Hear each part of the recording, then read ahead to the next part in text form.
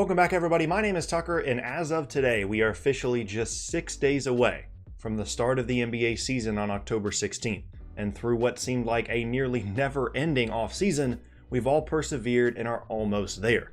But with the season being so close to getting started, I figured now would be a good time to go through my entire slate of predictions for the 2018-19 NBA season. This will be a two-part video, and in today's I will begin with the awards races, although I won't cover every single one, then go on to predict the playoff picture in the Western Conference, as well as some surprise teams to watch, and then wrap it all up with my Western Conference Finals prediction and which team I believe will make the NBA Finals out of the West. In tomorrow's video, I'll be taking a look at a few players that could become first-time All-Stars, as well as some comeback players to watch, and go through the other half of the league just as I am for the West today. Let's go ahead and get started. Starting off the awards races, we have the Rookie of the Year, and my choice is LUKA Doncic of the Dallas Mavericks. Now, if you've been following my videos throughout the summer, I've always been Team LUKA and lobbied for him to be selected with the first overall pick at the time of the draft. And I also praised the Mavericks for managing to get him on draft night despite beginning the evening with the 5th overall pick. In my opinion, Doncic has the best combination of NBA-ready skill and opportunity across the entire league, and should he stay healthy, is the clear favorite to win the Rookie of the Year award. First overall pick DeAndre Ayton is second on the list for me, but Doncic has the benefit of being a perimeter player, a classification that has clearly been more favorable to winning the award in recent years. The only two non-perimeter players to win it since 2005 were Blake Griffin and Karl Anthony Towns, which makes the case for Doncic even more clear to me. Next up is the second of 3 awards I'll be giving my prediction for, and that is the Most Improved Player award. And my choice is Cedi Osman of the Cleveland Cavaliers.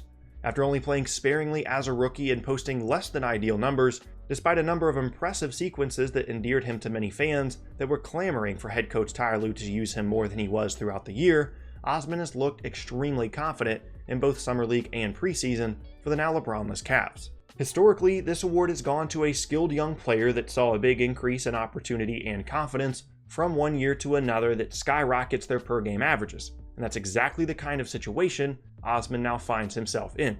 Although he certainly would have liked to post better numbers as a rookie, those low averages actually help his case for this award so long as he shows large improvements this coming season. Ultimately, this is probably the most difficult award to try and predict, but I feel confident in this choice. Last up in the award race category is of course the MVP, and my prediction is Giannis Antetokounmpo of the Milwaukee Bucks.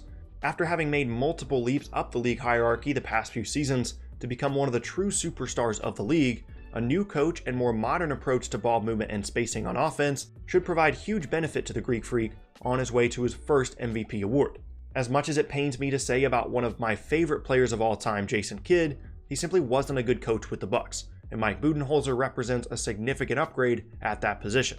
Obviously, the lax defense of the preseason isn't a great setting to try and judge the effectiveness of an offensive scheme, but it's been clear so far that things are different in a good way offensively for the Bucks in the early part of the year. That, in combination with the addition of some nice pieces in the front court such as Ersan Ilyasova and Brook Lopez, should provide even more spacing for Antetokounmpo to work, and the continued strides he's making in improving his own jump shot will make him even more of a nightmare to guard than he already was. Plus, first-time winners always get the benefit of the doubt in the MVP race, which gives him the edge over the other handful of guys that look to be in the running for the award.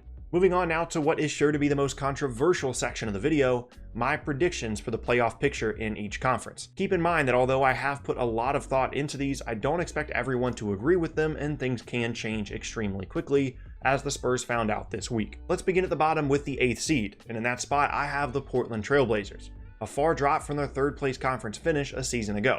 While that might seem like a pretty steep change from one year to the next, they were only 3 games away from missing the playoffs entirely, despite their high finish in the final standings. And even with their exciting backcourt as well as the addition of more shooters this offseason, they should regress back to the mean from what was an overachievement last season in my eyes. Next up at the 7th spot is the Denver Nuggets. After missing out on the playoffs by just 1 game a year ago, despite Paul Millsap missing a ton of time with injury, I see Denver as a surefire playoff team should they stay healthy. They do have plenty of issues to work through on the defensive end, but should be one of the better offensive teams in the league behind Nikola Jokic and his newly signed max extension. The only reason they aren't higher up is because I have concerns about their depth on the wings and the defensive issues I just mentioned. Next up at number 6 is the New Orleans Pelicans, which is coincidentally exactly where they placed last year despite tying for the 4th best record in the conference. With DeMarcus Cousins replaced by Julius Randle and a full season of Nikola Mirotic, New Orleans should be free to play the more up and down style that they saw so much success with in the postseason a year ago.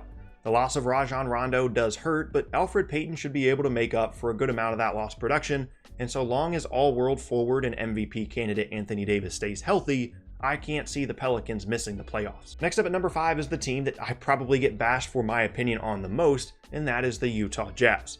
After surging all the way up to 48 wins behind an impressive back half of the season a year ago, many have the Jazz pegged as the darlings of the West, behind Donovan Mitchell and Rudy Gobert. But as I've said before, the health of Gobert is what troubles me the most about this team. Utah is great defensively and very well coached, along with having a solid trio of playmakers in Mitchell, Ricky Rubio, and Joe Ingles. But if Gobert goes down for an extended period of time, as he has in 2 of the past 3 seasons, the Jazz's record could suffer a huge drop-off as a result, which isn't something they can afford in a tough Western Conference. Injuries are a part of the season for every team, obviously, but I'm especially concerned about their potential impact on the Jazz, which is why I'm less optimistic on them than most other people. Next up at the 4th spot is the Oklahoma City Thunder. This is, in my opinion, the riskiest pick I've made so far, simply because of the injury issues the team is already facing. Russell Westbrook has been held out after a knee procedure, and Andre Robertson doesn't appear to be close to coming back in his recovery from a serious injury. But in the end, I really like the talent on this OKC roster. The incredible addition of Dennis Schroeder as a 6th man should also help negate some of the rust that Westbrook will likely have to play through once he returns. Not to mention the addition by subtraction factor of Carmelo Anthony no longer being on the team. Paul George should once again be an All-NBA caliber player, and Steven Adams will do what Steven Adams does at the 5 spot. When you add in guys like Jeremy Grant and Nerlens Noel, and hopefully the comeback seasons of Alex Abrinas and Patrick Patterson, this is a pretty deep Thunder team with the potential to be one of the best defensive units in the league, especially once Robertson returns, which should be enough to make up for their at times questionable spacing and make them a top 4 seed in the West. Moving on is the LA Lakers at the 3rd seed. I'll keep this relatively simple. I like the amount of playmakers the Lakers have placed around LeBron James, who should be refreshed by his new setting and have another outstanding season. While there are plenty of young guys around to pick up the slack through some of the more trying parts of the long NBA season, which wasn't always the case in Cleveland or Miami. I'm not fully on the Brandon Ingram hype train, but he should certainly improve and be a strong contributor, and this Lakers team will really be able to score the basketball well. So long as they get solid shooting contributions from guys like Josh Hart and Kyle Kuzma, that should be enough to make up for their lack of depth at the 5 spot, and what will likely be at times a leaky defensive and rebounding effort. In the end, I can't count out James leading the team to a top 3 seed, even in the strong Western Conference. And last up at the 2nd and 1st seeds are the Rockets and Warriors respectively. I'll be quick here, I don't subscribe to the notion that the Rockets defense is suddenly going to fall apart with the loss of a few key wings. And the addition of Brandon Knight as a playmaker and Marcus Chris as an athletic backup 5 are moves I'm fully on board with. They still have the reigning MVP, the point guard, and Clint Capella, so although they will regress from a record standpoint a bit from last season, it won't be enough to put them any further down than the 2nd spot in the conference. And also, the Warriors are going to be the 1 seed. Before moving on, I do want to mention a few teams to watch that could sneak into the 7th or 8th seeds in the West. First up is the LA Clippers, who only missed the postseason by 5 games a year ago. They did lose DeAndre Jordan in the offseason, but Marcin Gortat should be a solid option at the 5, and they have a lot of good players on one of the deeper rosters in the league. I don't think they'll make the playoffs in the end, but if they stay healthy and manage to find a nice chemistry between the variety of different players, they're definitely in the conversation. Second, I really like the Dallas Mavericks. I've already professed my love for LUKA Doncic, and along with DeAndre Jordan, Harrison Barnes, Wes Matthews, Dennis Smith Jr., and of course Dirk, the Mavs have plenty of weapons to at least be in the playoff hunt. They have no interest in tanking after trading their 2019 first-round pick to Atlanta, made obvious by the Jordan signing. And if the young players can step up, they might find themselves fighting for a playoff spot late into the year. And lastly, I can't go through this section without mentioning the San Antonio Spurs. I like them going into the season because, well, they're the Spurs, and they got back good immediate value in the Kawhi Leonard trade. But they already just can't seem to stay healthy, with Lonnie Walker already scheduled to miss the first few weeks of the season, and starting point guard DeJounte Murray recently tearing his ACL. I'm hesitant to count them out of the playoff picture entirely because they do still have 2 borderline all-star level players, and Greg Popovich will find some way to make them a top half of the league team defensively, but there are a lot of things going against them at the moment. Moving on now to my Western Conference Finals prediction. I've got the Warriors and Rockets facing off once again.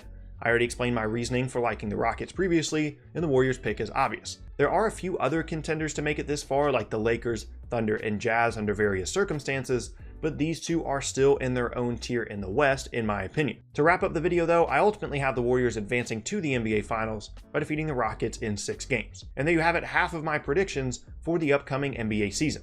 I hope you enjoyed, and be sure to come back tomorrow for the second half, as I mentioned in the beginning of the video. Once again, my name is Tucker. If you missed any of my previous videos, then be sure to check out the boxes on screen. Thanks for watching, and I'll see you all next time.